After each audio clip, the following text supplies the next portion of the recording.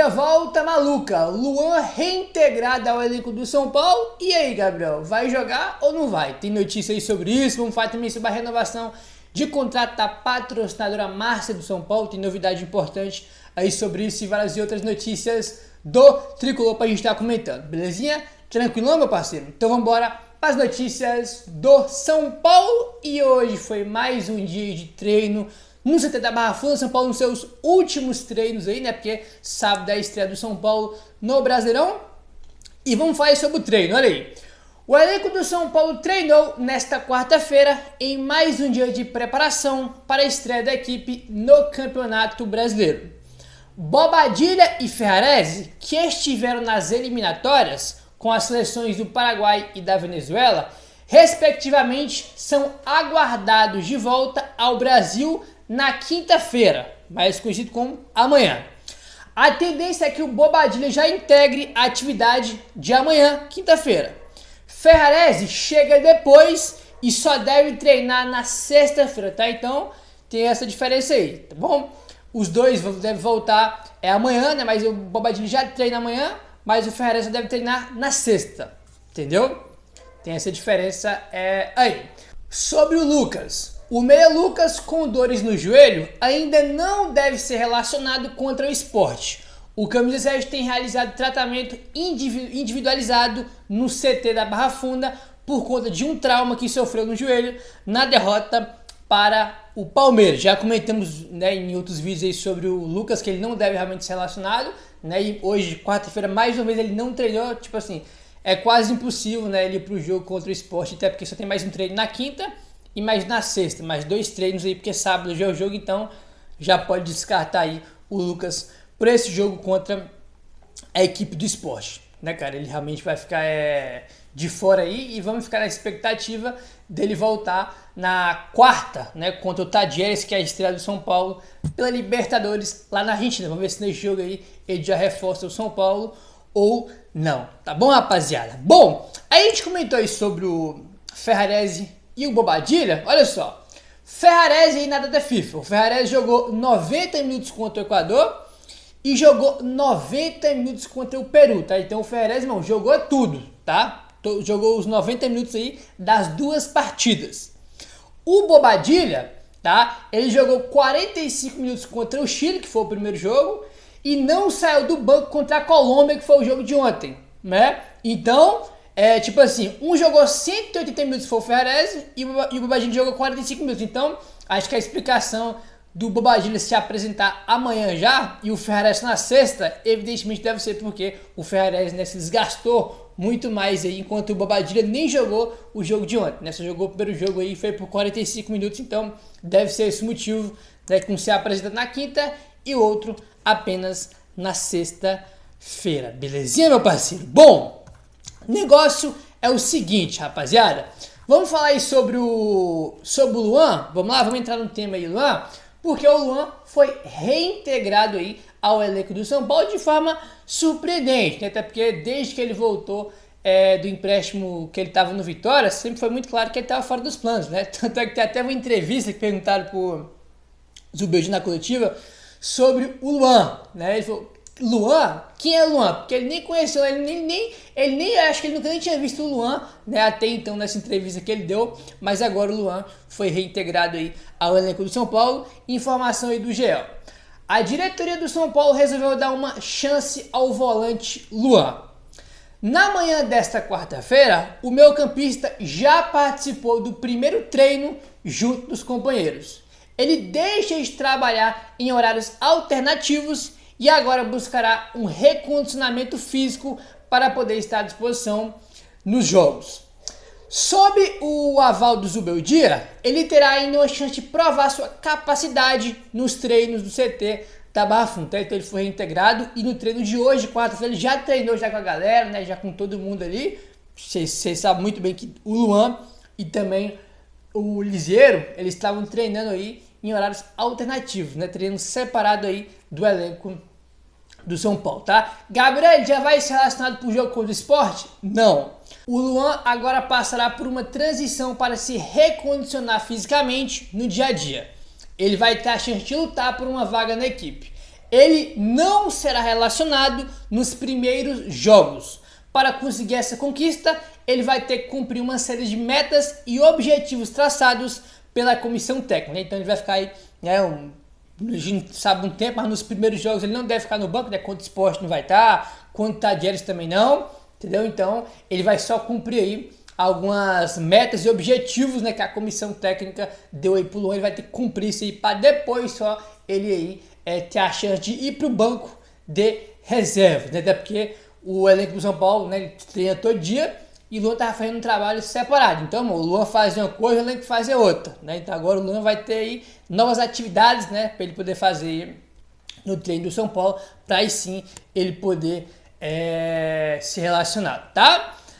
Aí tá perguntando, pô Gabriel, mas o Luan não ia ser emprestado, vendido, não sei o quê? O GE põe aqui um trecho sobre isso, ó. Depois do empréstimo para o Vitória no Brasileirão, o Luan retornou ao São Paulo e não fazia parte dos planos do São Paulo neste ano. Sem proposta para deixar o clube, ele foi reintegrado, já que ele tem vínculo bastante longo com o São Paulo, que é até o fim de 2026. Né? Então não teve proposta, não conseguiu sair, então por isso, né, que ele foi reintegrado. Sabe o que aconteceu, rapaz, esse negócio aqui? Eu não sei se foi ontem, ou se foi ontem de ontem, que o Luan, sei lá, era 1h da manhã, ele postou um story, né, no Instagram, que foi dele entrando no jogo, no segundo tempo, foi São Paulo e Avaí, acho que foi em 2022, né, e 14 gritando o nome dele, né. Eu pensei, eu juro pra você, na hora eu pensei, ele arrumou um clube novo, vai embora do São Paulo e postou esse vídeo aí, né, se despedindo da torcida, né, ou algo do tipo. Aí hoje ela disse que ele foi reintegrado, daí eu pensei que eu não vi meio que ele se despedindo, né, que ia embora, mas não foi nada disso não, na verdade, ele seria reintegrado aí, né, como foi aí hoje. Aí, quem treinava com o Luan em horários alternativos era o Liseiro. O caso de Luan difere o do Liseiro, que tem contrato apenas até o dia 30 de junho e vai deixar o São Paulo, tá? Então esse aí não vai ser reintegrado não, entendeu? O contrato dele tá acabando, né? Tem poucos meses aí, mas ele vai continuar treinando separado. Chegar um clube aí, né, pra poder levar ele, ele pode ir, até porque a janela tá aberta, aquela janela especial que é para jogador que jogou o estadual, não que jogou, né, que tá inscrito. São Paulo inscreveu o Liseiro no Paulistão, justamente para ele poder participar dessa janela aí, né, que vai até o dia 10 de abril, se eu não tô maluco, né? Tem mais alguns dias aí de janela e quem sabe ele arruma um clube aí, se não arrumar, no dia 30 de junho acaba aí o contrato dele e ele dá adeus ao São Paulo. Aí eu faço a pergunta para vocês, gostaram que o Luan foi reintegrado? Cara, assim, o Luan, se a gente for pegar o melhor Luan que a gente já viu, ele é um ótimo primeiro volante. Pitbull, marcador, mano. Eu acho ele um ótimo primeiro volante. Porque assim, né, que teve muitas lesões, né?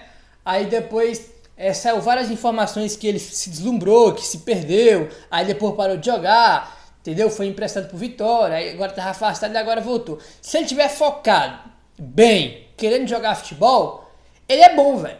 Entendeu? Ele é bom. Aí você vai olhar, a gente perdeu o Pablo Maia, aí agora a gente de primeiro volante, só tem o Luiz Gustavo, né? Luiz Gustavo que tá voltando aí, que tinha machucado o dedo do pé, né? O dedo aí, fraturou o pé, nem jogou até agora na temporada, então ele é nosso único primeiro volante. E agora também o Tom Luan, né, para ser alternativa aí, espero que ele esteja focado.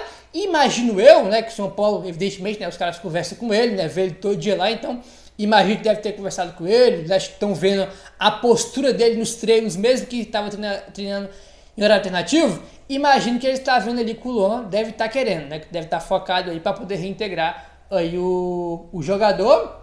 Então, cara, assim, se ele quiser, estiver bem fisicamente, ele é um ótimo primeiro volante, entendeu?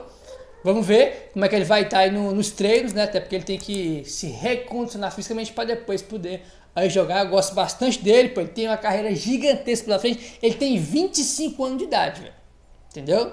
Tomara que ele esteja focado, com a cabeça no lugar aí, porque ele bem focado é um baita jogador. E a gente já viu isso aí, né, em diversas oportunidades, né, 2020, 2021, ele teve ótimos momentos pelo São Paulo, entendeu? Então eu gosto bastante, é um jogador que a torcida do São Paulo tem um carinho, um vínculo com ele muito bacana, né? Fez o gol da final do Paulistão, então é um jogador que a torcida do São Paulo gosta bastante, né? Bom, vamos avançando aí, rapaz. O negócio é o seguinte, vamos falar aí sobre patrocinador e Márcia do São Paulo e a renovação, porque a gente comentou já sobre alguns trechinhos, né, que o superintendente do São Paulo deu entrevista para o Rádio Putirano, a gente vai repercutindo aí os trechos ao longo do vídeo, tá? Ele falou sobre a renovação de contrato com a Superbet, né? O Márcio Carlomagno, que é o superintendente geral do São Paulo, ele falou o seguinte sobre a renovação do Márcio. Um ponto importante que ele traz aqui, ó, abre aspas aí. Superbet já tinha contrato com a gente até 2026 e poderiam não ter renovado. Eles abriram conversas e decidiram renovar com a gente até 2030. Existem gatilhos no contrato de correção da Superbet caso o mercado suba. Mas temos o ponto também. Se o mercado esfriar, temos o cuidado dos dois lados. Nós já temos um plano e se ele precisar de correção até 2030, o patrocínio, que vai precisar, vai ter as correções necessárias. Não dá para dizer que em 2030 estará tudo bem. Não vai estar tudo bem. Teremos que ajustar muito até lá. Temos um plano com o São Paulo, que é o plano do bilhão. Queremos chegar muito forte no centenário e tem muita gente trabalhando para isso. Os colaboradores engajados, uma reeducação e treinamento, fecha aspas aí, para o superintendente geral do São Paulo, falando sobre a renovação, que é um ponto muito importante que eu já comentei com isso aqui com você outras vezes, né? Pô, vai renovar até 2030, beleza. Tem o lado positivo que tu vai ter esse patrocinador até 2030, já tem um contrato, então tu vai ganhar essa grana até lá, mas tem aquela contrapartida. E se o mercado estourar de novo? Né? Daqui a pouco o time tá ganhando 150 bilhões por ano, 200, 150, e aí, como é que faz? Aí ele fala aqui que tem, né, no contrato essa questão aí, né, esses gatilhos aí para correção caso o mercado suba, que a gente fica mais tranquilo. Mas ele traz aqui o contraponto também, ó. Existe gatilhos no contrato de correção da Superbet caso o mercado suba. Mas temos o ponto também. Se o mercado esfriar, temos o cuidado dos dois lados. Então, se o mercado de bet aí, né, de carro de aposta despencar, né, despencar cada vez mais, tende também o São Paulo a diminuir os valores aí do São Paulo. Entendeu? Foi o que ele dá a entender aqui, né? Tem esse cuidado com os dois lados. Se o mercado diminuir, o São Paulo vai diminuir. Se subir, o São Paulo também vai subir o seu contrato aí com a Superbet, né? Que era uma informação importante que a gente precisava saber, né? E o Márcio Carlomagno, né, que é o superintendente geral do São Paulo, traz aqui que é informação bastante importante. Esse plano do bilhão que ele fala, eu imagino que deve ser de faturamento, né? Temos como plano o plano do bilhão, né? Ele fala que quer chegar muito forte no centenário, né? Que tem muita gente trabalhando para isso, mas ele imagina que deve ser, plano do bilhão deve ser arrecadação, né? Chegar aí a 1 bilhão de arrecadação aí por temporada. Imagino eu, né, que deve ser isso aí, que ele queria falar. Mais uma boa notícia, né, pra gente ficar mais tranquilo aí em relação à subida do mercado e também a descida, como ele falou, né, que tem os dois lados da moeda. Bom, hoje, rapaz, aqui tem, aliás, acho que tem a ver com todo mundo, né? Hoje tivemos aí o Dudu, né, jogador do Cruzeiro. Ele joga do Cruzeiro, deu entrevista de hoje, né? E ele falou, ele relacionou a última lesão que ele teve, que ele ficou cerca de 1 ano sem jogar, ele relacionou a lesão grave com o gramado sintético do Allianz Parque, tá? Olha só. Dudu, em coletiva de imprensa nesta quarta-feira, relaciona a sua grave lesão no joelho ao gramado sintético do Allianz Parque. Abre aspas para ele. Depois que eu machuquei o meu joelho, achei que a grama sintética para mim teve um pouco de ajuda para isso acontecer.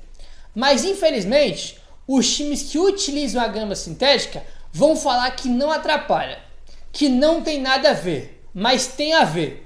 Eu joguei na grama sintética por muito tempo, fecha aspas, tá? E eu trouxe aqui porque é uma pauta que nesse até teve um movimento dos jogadores, né? O Lucas aí foi quem iniciou esse movimento, tem uma declaração da Leila, do Casal, então um tema aí muito importante. E o Dudu, né, que é ex-jogador, jogou lá por muitos e muitos anos, falou aí, né, cara, que a grama sintética tem a ver aí com a lesão grave que ele teve no joelho, né?